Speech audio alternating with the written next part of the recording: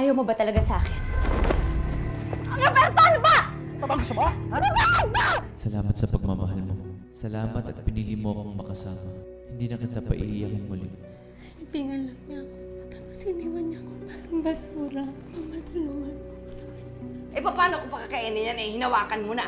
Hindi naman po nalaglag sa... The mere fact na hinawakan mo, ibig sabihin madumi na. Alam mo ba kung bakit? Kasi anak ka ng rapist. Madumi ang nanay mo! Totoo po ba? Anak ako na rapist? Ano po ba yung rapist?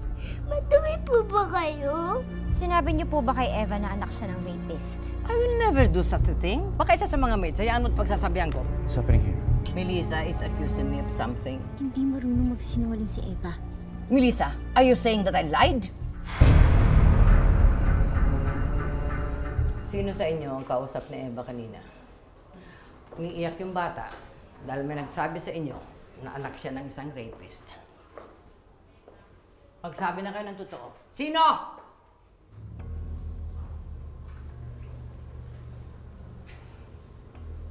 Ikaw, Maring.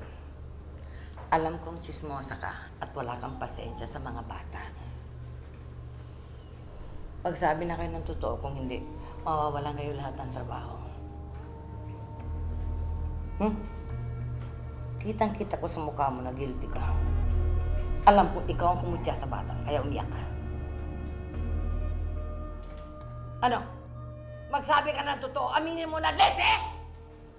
Ako nga po, ma'am. Pasensya na po, hindi na po mauulit. Talagang hindi na mauulit dahil pauwi na kita sa probinsya. You are fired! Layas!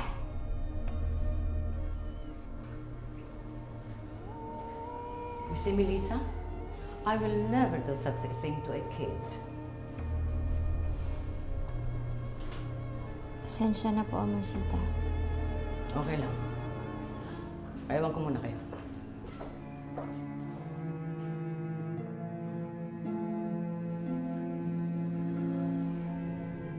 Kayo.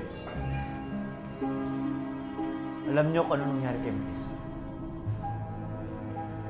Pero asawa ko na siya. At dito siya nakatira. Kung hindi niyo siya kaya respetuhin pati sa Eva, makakalis na kayo. Naintindihan niyo ba yan? Sige. Bumalik ka na sa trabaho niyo.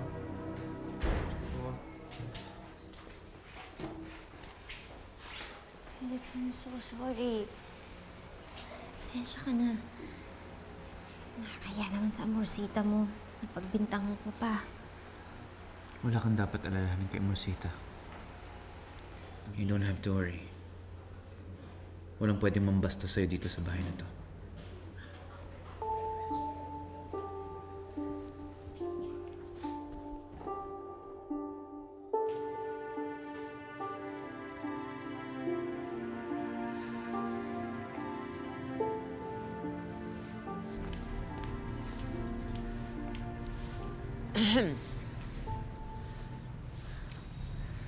Ano na naman ang sinabi sa inyo, Rebecca? Iyak siya ng iyak sa akin kagabi. Wala ka na ba talagang pakiramdam sa asawa mo?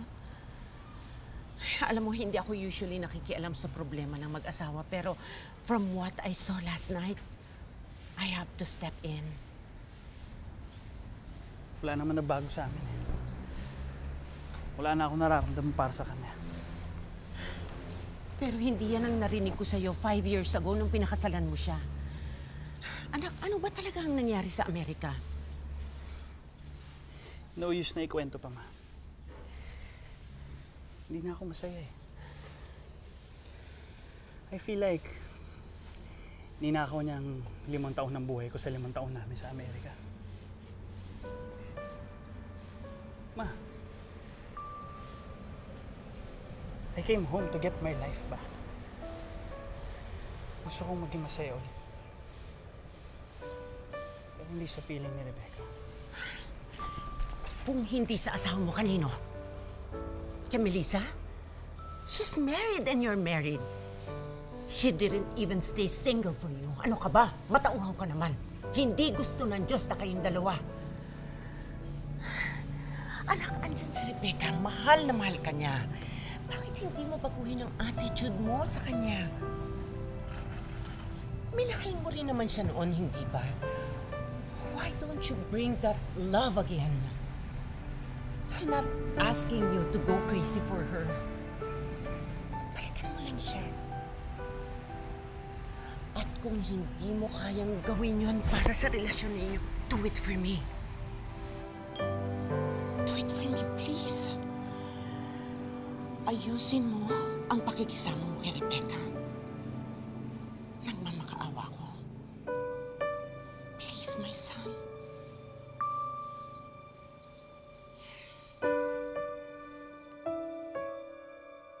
Ay, bakit kaya nagsinungaling si Eva? Nakakahiya tuloy kay Amorsita. Napagbintangan ko pa. Alam niyo naman ho, ayoko na ng problema. Hindi ko rin alam, anak. Hindi marunong magsinungaling ang anak mo, Melissa. Pero hayaan mo, kakausapin ko ang apo ko mamaya. Alis muna ako, pupunta kay Kapitan. Si Kapitan yung lagi nagpapautang sa akin nung araw. Sige po, Nay. Sige, ha?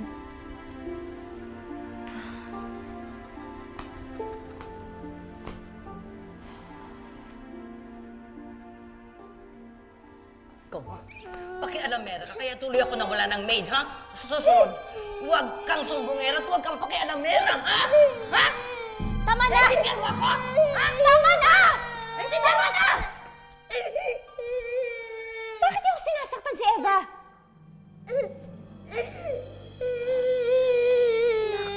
I'm just trying to teach you a lesson. Masyado kasing halata na pinabayaan mo yung bata. Well, like mother, like daughter. Pabaya ka rin babae, kaya ka pinagsawaan ng mga lalaki. Tumigil na nga ho kayo! Dito si Eva! Bakit niyo ko sinasabihan ng ganyan? Akala ko ba tanggap niyo na ako? Well, apparently I lied. I don't give a damn to people like you. Lalo ka na, Melissa. Isang babaeng pinagsawaan ng mga lalaki, pinulot ang anak ko dinala dito. You are a disgrace to my son and my family!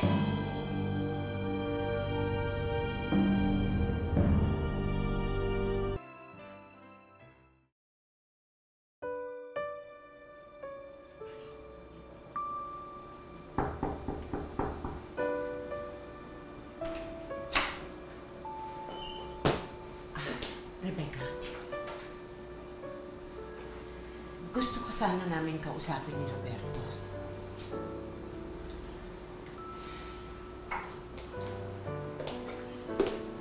Iha, nag-decide na siya to make the relationship work. At pumayag na rin siya na bumalik kayong dalawa sa Amerika. Totoo ba, Roberto?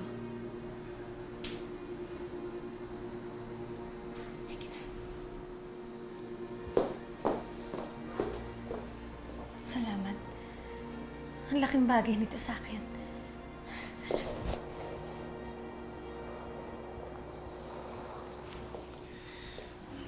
I'm not gonna promise you anything, Rebecca. Hindi ibig sabihin na pag sumama ako sa'yo sa States, ganun lang kadali natin maayos ang sarili natin. I know. Kailangan lang nating ayusin to na magkasama. Ang saya-saya ko. Ito na ang pinakamagandang regalo mo sa akin. 5th anniversary natin ngayon. Nakalimutan mo ba?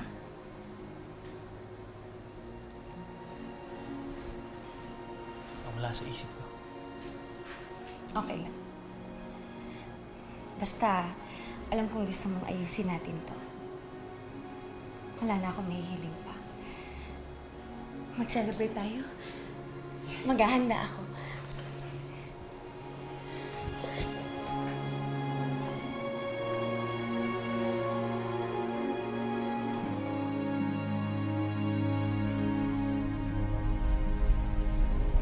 Gusto na rin ng Melissa magbago. Sinabi niya sa akin, kakalimutan niya na yung lahat.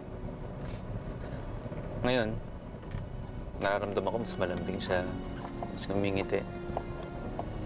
Pare, mas na-inlove ako sa kanya. Felix, pare, I hope things will go smooth for the both of you.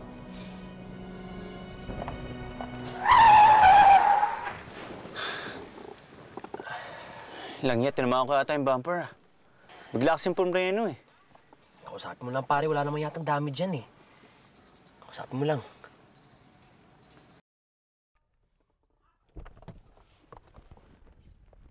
Pare, right of way ko, mag-minor ka kasi.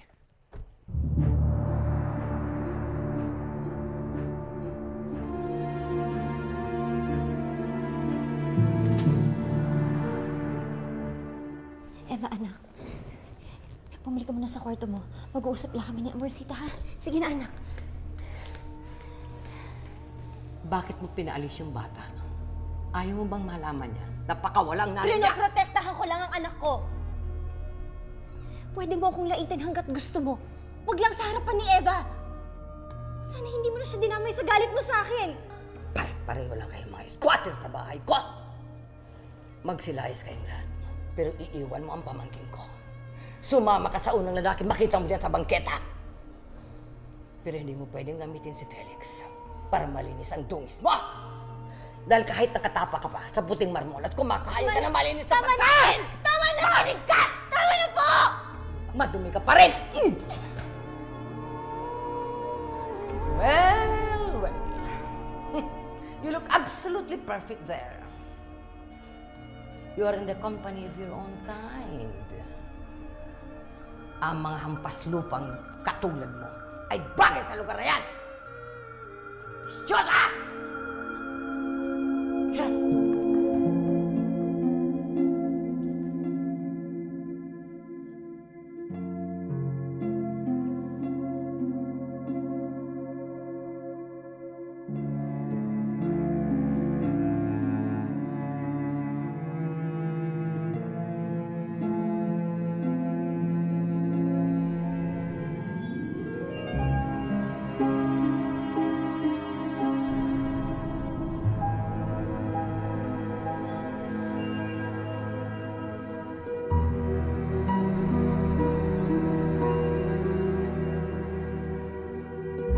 Hindi ka ba naman tanga? Right of way ko, dapat nag-minor ka. Wala naman nangyari, oh.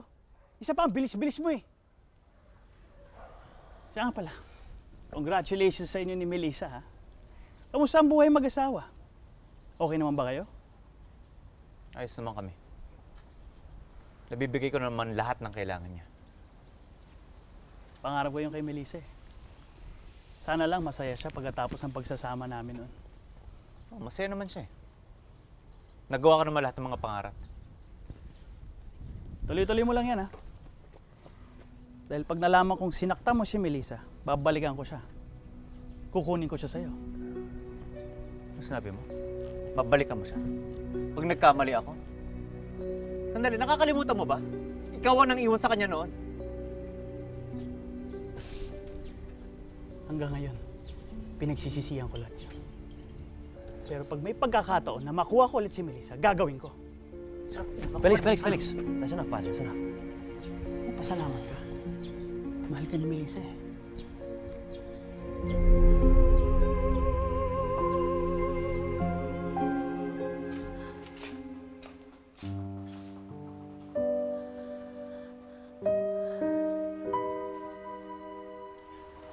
Mami, sinaktan din po kayo ni Amorsita. Anak, hindi niya pa pala tayo tanggap. Inisip niya na masama tayong tao. Si Amorsita talagang masama, Mami. Bakit ba siya galit sa atin?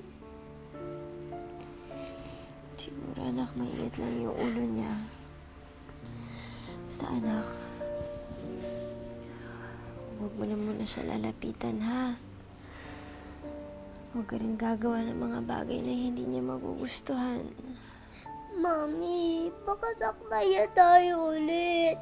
Umalis na lang tayo dito. Anak, hindi tayo pwede umalis dito ng basta-basta.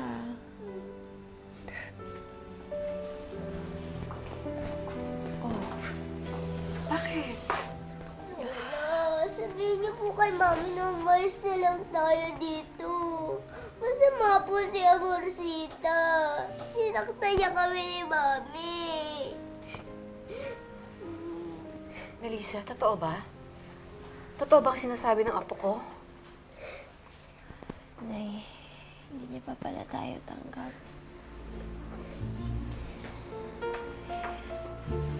Ano? Sinabi mo, ginawa mo yung kay Melissa? Eh, para mo nang dinikdik yung tao. I wish I can. Alam mo kung minsan, itong mga dukhang ito kailangan masampal para lang matauhan. Ophelia, paano naman si Felix? Siguradong malalaman niya. Eh kung iwanan ka? Oh, wala kang maisagot na matino. Mag-iingat ka ng pagsasalita. Mas masawal pa siya sa mga kumukot siya sa akin dati. Nagpapanggap lang siya. Kita mo yan. Kita mo yan, Nay. Eva, Apo, huwag ka na umiyak, ha? Punta ka na muna sa kwarto mo. Mag-uusap lang kami ng mami mo sa ng tita Ami mo, ha?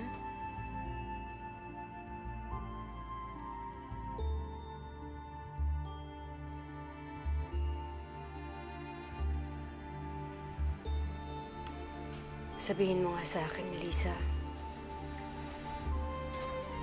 Anong ginawa sa'yo ni Ophelia? Ano mga sinabi niya sa'yo? Regina, Felix won't leave me.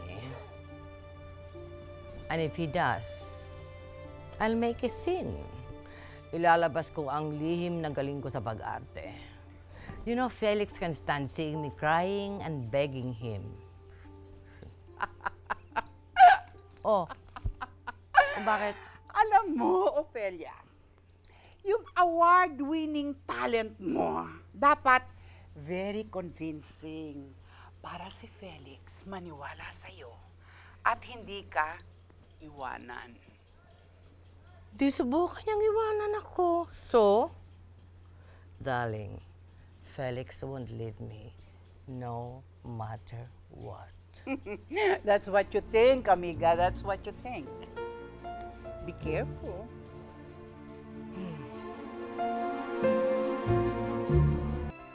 Yan ang dapat sa'yo.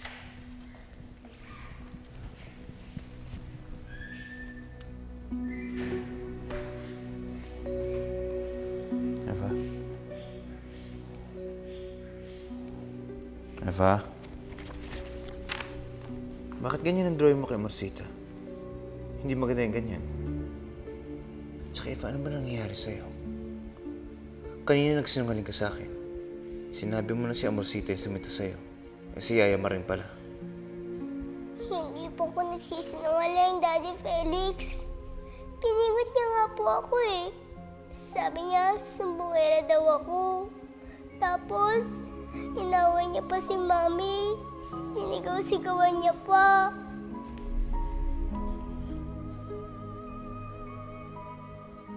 Sinasabi ko na nga ba eh. Tama hinala ko eh. Alam mo, malayo pa lang naamoy ko ng kaplastikan niya matandang yan. Anak, kailangan malaman ni Felix ang nangyayari sa pamahay na ito. Kailangan malaman niya kung ano mga ginagawa sa'yo ng Ophelia na yon. Ano yung kailangan kong malaman ni Amor? Tungkol ba ito sa ginagawa ni Amorcita? Sabihin mo. Sabihin mo sa asawa mo kung anong ginagawa sa'yo ng biyanan mo. Kung paano kanya bastusin at sabihan ng madumi kang babae sa harap pa ng bata. Mabuti na lang pinaalis mo si Eva agad. Kung hindi, baka narinig ng bata yung sikretong tinatago natin ng matagal na. Melissa, ano nangyari? Nagkasagutan lang kami ni Marcita. Gusto niya, iwanan kita kasi hindi daw ako karapat-dapat sa'yo. At ginagamit lang daw kita para magmukha akong malinis. Alam mo naman na hindi yun totoo, di ba, Felix? Alam ko. Kaya nga nagulat ako na sinabi niya yun sa'yo eh. Melissa, alam niya kung gaano ka ka-importante sa akin. Siguro, sinubukan niya akong tanggapin. kinaya nung nalaman niya na biktima ako ng panggagahasa. Totoo naman yung sinasabi niya, Felix eh. Malaking kahihiyan lang ako sa pamilya mo. Melissa, hindi totoo yan. Alam mo, kailan lang niya nalaman ang totoong nangyari sa iyo eh. Oo, nagulat siya. Hindi niya nagustuhan. Pero nag-usap na kami. Pinag-usapan namin na tatanggapin ka niya. At yun ang nakikita ko sa kanya. Hindi ko naman siya masisisi. Kung madumi yung tingin niya sa akin. Alam ko naman yun eh.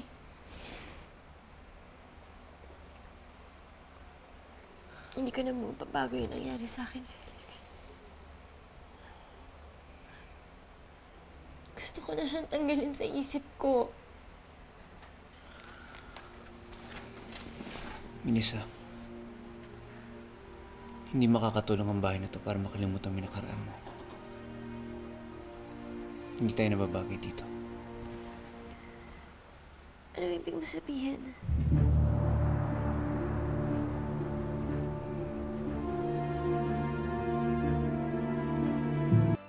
Alam mo, naka-check na ako ng ticket papuntang San Francisco. And then, bigla ako nakakita ng sale sa Hong Kong. Biglang naisip ko lang, bakit hindi kaya kayo magpunta doon kahit mga 3 araw? Kayong dalawa lang ni Roberto. Just to get to know each other again. Sige po. Ma, thank you Salamat dahil kinausap niyo si Roberto. At kinumbinsing sumama sa akin pabalik sa States. Buti ho napapayag niyo ho siya. Dahil gusto ko lang kayong maging masaya. Iha, gusto ko rin malaman. Ano ba ang nangyari sa States at nagkaganyan ang relasyon ninyo?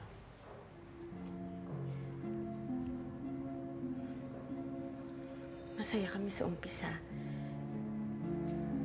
Pero gustong magkaanak ni Roberto. Ilang beses akong sumubok pero hindi ako mabuntis-buntis. Sabi ng mga doktor, mahirap daw talaga akong magbuntis.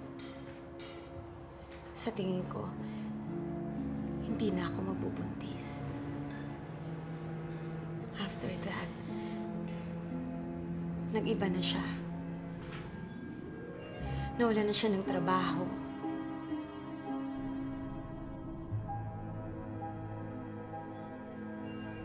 Lagi na lang siyang lasing.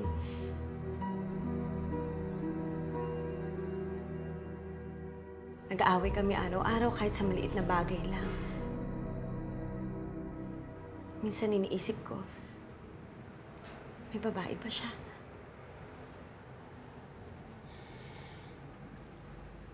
Nagulat na lang ako, nandito na pala siya sa Pilipinas. Ma, bakit ba talaga siya umuwi dito? Kasi kung gusto niya mapag-isa, sana dun siya sa mga tita niya sa New York. Pero bakit dito sa Pilipinas? Meron ba siyang babae dito?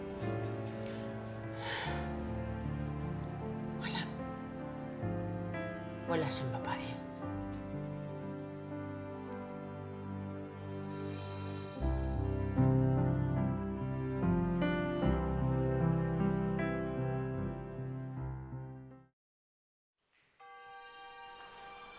Mabuti naman at hindi ganun kakapal ang mukha mo, Melissa, para tumagal sa pamamahay ko. You'll be fine without Felix. Marami pa naman dyan ang mapupulot ka sa tabi-tabi. Tama na, Marcita.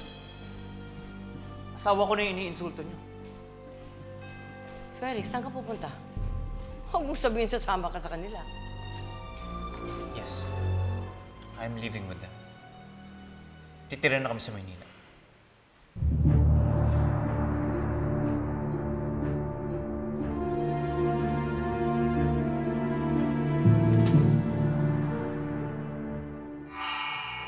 Hindi mo ba naaalala na ngayon tayo magsi-celebrate ng anniversary natin? Ang tao, nagsiselebrate kapag masaya. Masaya pa tayo. Miserable nga tayo. Felix, please, huwag mo akong iwan. Huwag mo akong pagpalit sa babae niyan. Please, iho. Felix! Felix! Parang nag-e-expect si Rebecca na pupunta tayo ng States. Bago kami umalis papuntang US, lalayas ako dito. Hayop ka! Wala ka pa rin pinagbago!